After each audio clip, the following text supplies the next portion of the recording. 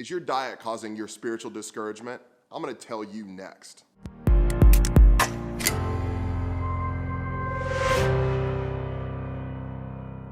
Hey everybody, Eddie here. I appreciate you joining me. I've been talking to some friends recently about the health and wellness and spirituality, and I really get the sense that just over the last few years, that a lot of people don't think that the body and the spirit have a lot to do with one another. They really don't. They don't see those two things as connected. But over the years, I'm starting to realize how connected the body and the mind and the spirit all are in one unison. And I came across this wonderful message from Martin Lloyd-Jones. Dr. Martin Lloyd-Jones was a medical doctor and a preacher. And look at what he says about the physical body and the spirituality connected. He says this: does someone hold the view that as long as you are a Christian, it does not matter what condition of your body is? Well, you will soon be disillusioned if you believe that. There are some in whose cases it's clear to me that the cause of their depression is mainly physical. On the other hand, people who are more physically weak are more prone to attacks of spiritual discouragement and depression. But if you recognize that the physical may be partly responsible for the spiritual condition and make allowances for this, you'll be better able to deal with the spiritual issues. Remember, Martin Lloyd-Jones, a medical doctor and a preacher and pastor, says that the physical body and the spirituality of a person are intertwined and interlocked. Now, many of us may think that we agree that there's some sort of connection between the two, but to say that they're interlocked is a whole nother level.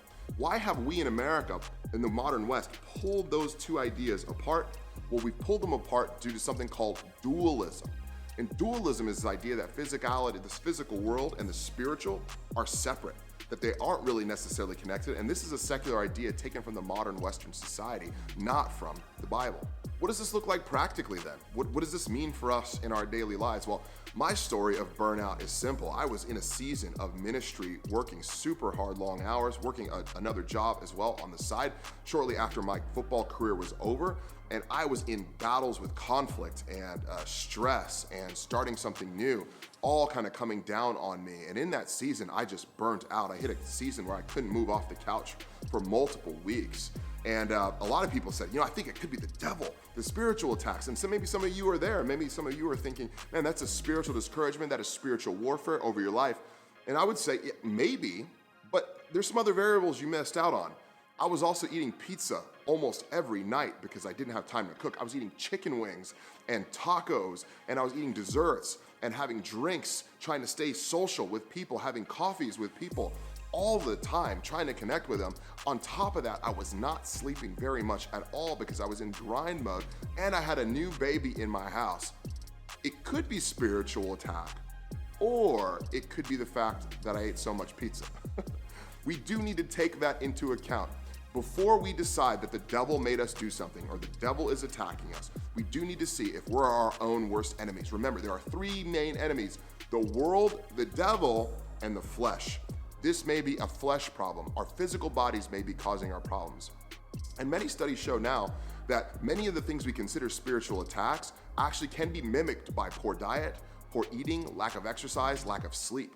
And so make sure that before we declare it's a spiritual warfare attack on our lives, that actually we need to assess this could be our own problem we're causing.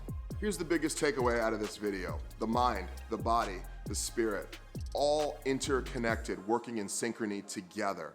God made human beings in the image and likeness of God. All things combined: mind, body, and spirit. And these three things work in interlocking connectivity, working together to the worship and glory of God. We cannot separate these things. The secular world will say, there's no such thing as the spiritual world. It's your body.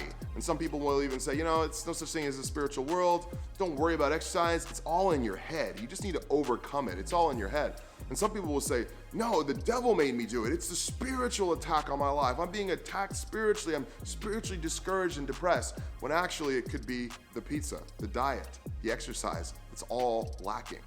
We need to be sure that if we're going to worship God properly, if we're going to live to His glory, that all three of these things are interconnected together. Hey, I hope you liked this video. If you're just getting started on this whole journey, I put together a quick start guide to health that'll help you. Click the link in the description. That'll get you to a spot where you can get all of this information, a PDF download. And hey, if you want some more video content, you can watch this video here. This video here is my quick start 6 health hacks that are going to get you started on your journey to making this a lifelong journey for you. And so if you're looking for foundation, that's your video. I hope you like this content. Thanks.